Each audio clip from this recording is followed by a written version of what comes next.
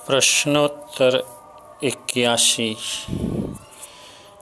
सामायिक जब ले लेते हैं उसके बाद जब व्याख्यान सुनते हैं तो व्याख्यान सुनने के पहले तो हम गुरु वंदन करते हैं और व्याख्यान सुन लेने के बाद भी जब पूर्ण हो जाता है व्याख्यान तो उस वक्त भी गुरु वंदन तो करते हैं। तो क्या वो नहीं करने का? समाधान 81। जो व्याख्यान के वक्त व्याख्यान सुनने के लिए जो गुरुवंदन किया जाता है वो जो गुरुवंदन है वो हम जिससे ज्ञान प्राप्त करने वाले हैं उनका बहुमान करने के रूप में ये गुरुवंदन है।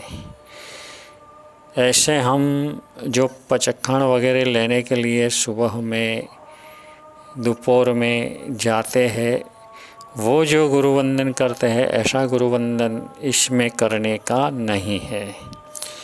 और जिससे हमें व्याख्यान सुनना है उनका तो बहुमान करना है, विनय बहुमान करने के हिसाब से ही वो गुरुवंदन किया जाता है। तो वो गुरुवंदन और दूसरा जो गुरुवंदन है वो अलग है। और बात रही व्याख्यान पूर्ण होते ही गुरुवंदन किया जाता है तो वो गुरुवंदन करने की कोई विधि नहीं है, क्योंकि ये व्याख्यान है। जब वाचना वगैरह चलता हो तो उस वक्त हमें दोनों वक्त वाचना लेने के पूर्व और वाचना पूर्ण हो जाती हो उसके बाद में इस तरह 2 दफ़े गुरुवंदन करने का है, मगर व्याख्यान में ऐसा नहीं है। अरे हमने देखा है कि जब देशना चलती हो तो देशना की शुरुआत में ही इंद्र महाराजा आदि स्तुति करते हैं।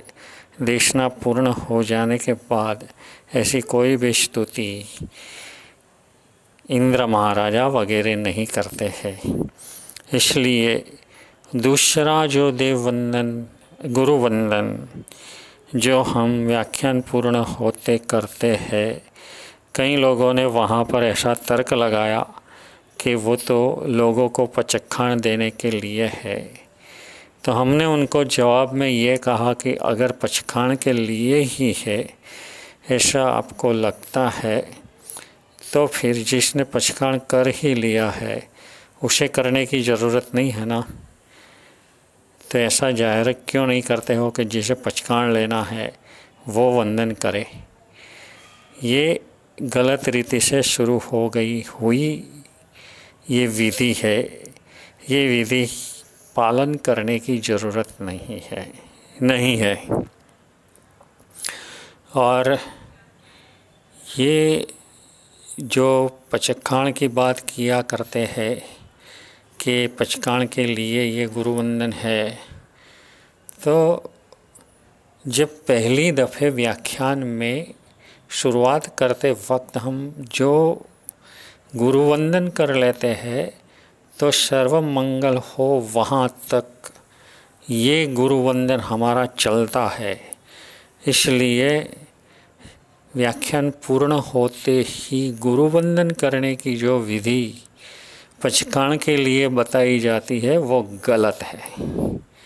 इसलिए वो गुरुवंदन करने की ज़रूरत नहीं है। हाँ, तुम्हें गुरुवंदन बाकी रह गया है, सामायिक पार लो अथवा तो व्याख्यान पूर्ण हो जाए उनके बाद जब गुरु भगवंत अपने आसन पर विराजमान होते हैं उस वक्त हमें करने का है, मगर इनके साथ इसको जोड़ देने की कोई भी आवश्यकता नहीं है।